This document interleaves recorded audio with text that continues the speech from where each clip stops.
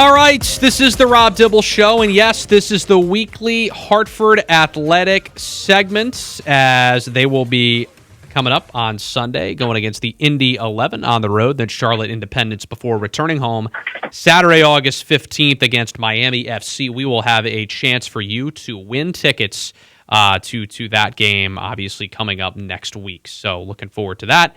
And obviously, look, this has been a good season so far, and we've enjoyed the segment, and excited to be joined now by one of the new faces and new members of this Hartford Athletic team, Michael Adedokun, who is a midfielder. He's from Nigeria. He's got an incredible story, and he's kind enough to join us for a few minutes. Michael, thanks for stopping by the show for a few minutes. How are you on this Tuesday? Of course. I'm doing great. It's nice to meet you guys. Absolutely. Yeah, pleasure's ours, man. Absolutely. And like I alluded to, it's quite the career. How about the season so far? Let's start with the Hartford Athletic. For our listeners that don't know, I know you haven't been here that long, but when did you become a member of this squad, and how has it been so far for you getting used to your coaches, your teammates, your players, etc.? I mean, last week, when I was open to a new challenge, talking to my agent, and then immediately presenting Hartford, telling me much about what they are trying to build as a team together, and then me looking at them, looking at what they did last year, winning title, which is like something that is like, really, really what I want for me as a player. I just want to win. I'm looking for where I can win something, to be able to be part of like an environment who always all about winning. So, when my agent presented them to me last week, and then looking at the coaching staff, the kind of player that they have on ground, I'd be like, okay, you know what? There's no better place for me to be in USL than to join them at this moment, and then just to bring myself to an environment where I can help, and also they can help me as well. I love it. Yeah, I absolutely love it. And you're going to, experience these home games. The crowd is rocking, in downtown Hartford too. I'm sure you've already experienced this, and it's going to be coming in a few weeks as well. So kind of take us through your journey. We call it soccer here, but we know obviously in Nigeria and everywhere else they call it football. But your football journey, so to speak, kind of growing up at the youth level, was this your go-to sport? Was this something you always wanted to play? Kind of take us through the youth levels up through college, if you don't mind, Michael. I mean, so I grew up in Lagos. Let me say I just grew up like around Nigeria, not Lagos in general, but I spent the majority of my time around Lagos in Nigeria. So I was born into a family that I'm the last kid of my family. So all my brothers, they play, but, they don't take it so serious. And then back at home, then my parents are type of parent that they are very, very strict. They don't want their kid to play the game because they don't see it as a job. So for someone like me to be able to be like, okay, this is what I wanted to do, it took a lot of like courage for me, myself, to be able to convince my parents that this is what I wanted to do. I have to sneak out to go and play, and then come back. But luckily for me, when I was like, after my elementary school, I got scholarship to high school where I played majority of my time, which is the International College of Sport Academy. So then from there, I moved to the U.S. where I came to play at Day-In for 2 years before I transferred to Ohio State for another 2 years. So it's been like, a really good experience so far, enjoying what I love to do, and then getting my degree as well is something like, really special, and continue to play the game as well. Michael, this is Alex. Pleasure to meet you and talk to you. Thank you for joining us today. What was the biggest culture shock for you coming over from Nigeria to the U.S.? I think language barrier is the biggest thing for me, because at the end of the day, Nigeria is a country that they speak English, but my English wasn't great when I came here. So I have to learn how to speak English when I got here.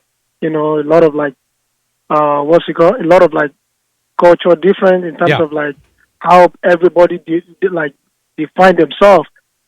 How you have to like act in an environment. In Nigeria, this is where I grew up. I can act in a certain way that I have like, this is like something that I grew up with. But coming into a new environment, you have to be able to adjust yourself.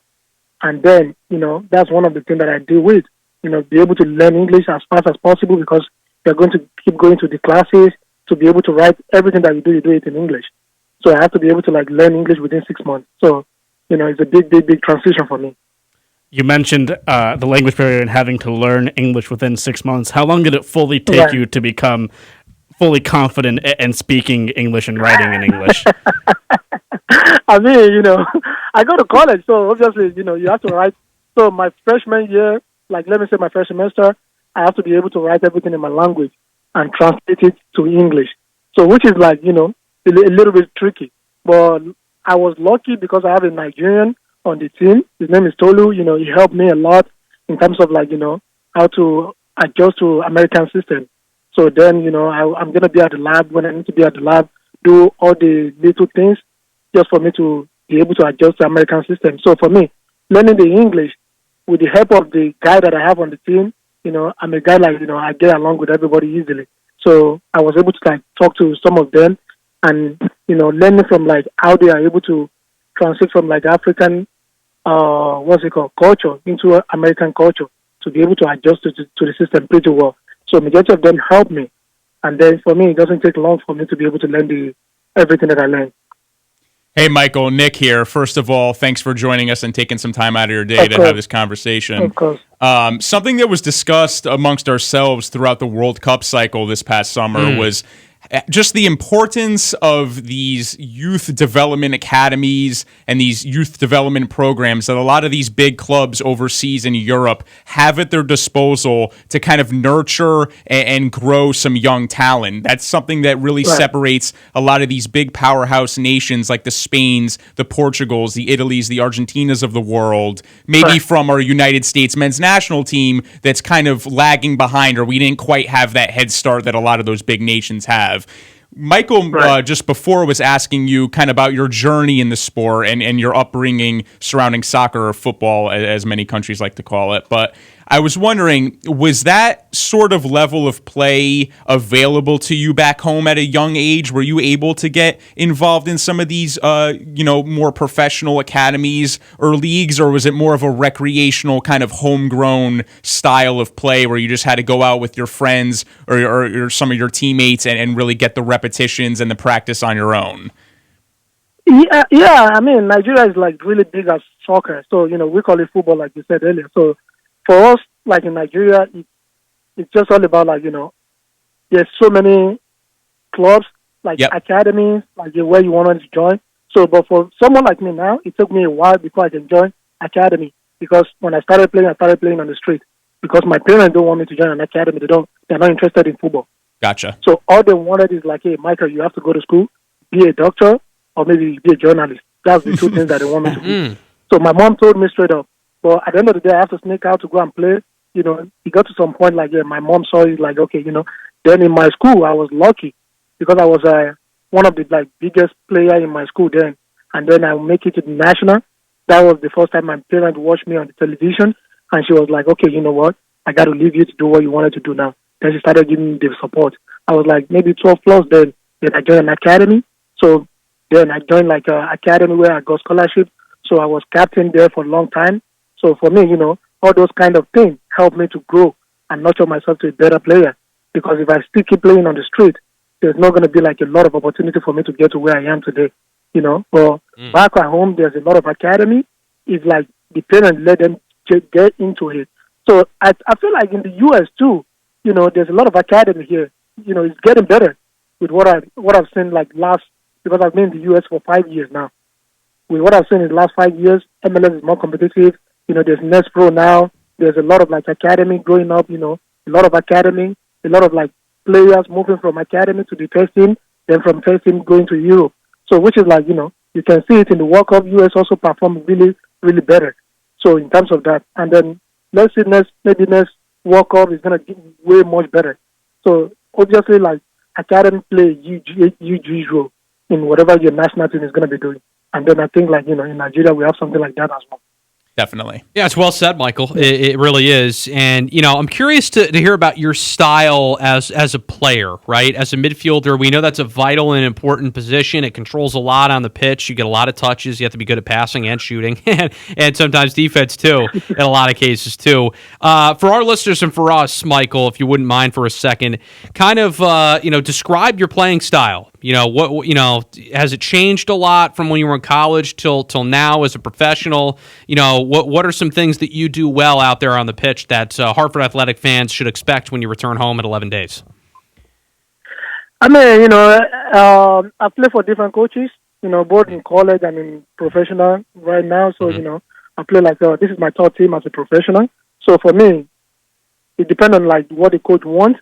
So Michael is the kind of player I have to listen to what my coach wants majority of the time.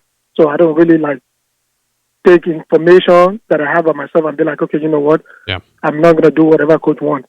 First of all, it comes from the information that the coach gave me. But I'm a kind of player that everybody know how good I am on the ball. When I have the ball, how dangerous I can be, in terms of creating chances, helping my teammates both off the ball and on the ball, making runs and everything to make anything happen for the team. Well, at the end of the day, it all depends on the coach, like I said. So I've had a coach in the past he believes Michael is pacey, his speed is top notch. So he wanted to use that in terms of that. So and then I've seen a coach okay, Michael is his IQ on the ball is really good. So he's a guy that can make something happen for us. You can go to anywhere on the pitch to go and find the game. So I've had a coach like that. But like I said, it depends on the kind of coach that you're working with, what they want you to do. And that's what I give, because at the end of the day, everybody's want to win. We all want to win. So whatever you see in me, as my potential, I'm a player with potential. So whatever my coach sees in me, I'm be like, okay, Michael, I think you're going to be useful in this certain way for the team. That's exactly what I'm going to do. But for me, I feel with this team that I joined, I've been here for only 1 week, and I can see a lot of positive things in the locker room.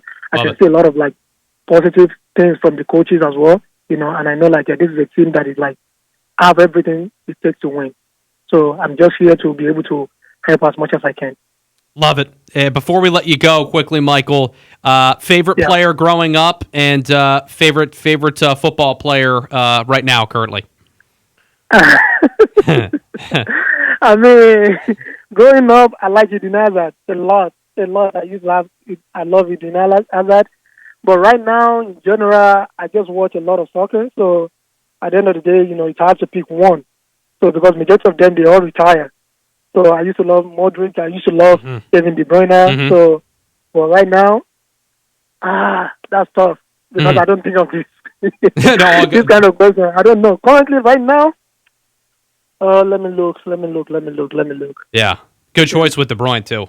Yeah, De Bruyne's. I mean, he's one of the best midfielders ever, right? Oh, I think Lamine Yamal is good. So yeah. I love watching him play. So yeah. I think it's good, so I love watching him play. Yeah. One last quick question for me, Michael. What's Michael Adedokun listening to in his earbuds or in his headset to rile him up or hype him up before a big match day? What's on your playlist for music? I mean, I listen to a lot of Nigerian songs, so Okay. Probably Burna Boy. Yeah. Because I'm from Nigeria, so I listen to a lot of Afrobeat. So Burna Boy. Sometimes I listen to rap like Lil Baby. Okay. Oh, wow. Very nice. Wow. Okay. So you're a hype guy. You like getting hyped up before the game. Yeah. It's just to get yourself fired up. So I listen to whatever. So yeah. All good choices, Michael. Yes, very good. Michael, this has been a blast. Thank you so much for joining us, and good luck the rest of the season. I know you're brand new, but good luck, and glad to hear that you already like Hartford. We'll be watching the rest of the way, but thanks for a few minutes, man. We really appreciate it. Thank you so much. Yeah, I appreciate it. All right, good stuff. Thank you. All right, you too. Take care. That's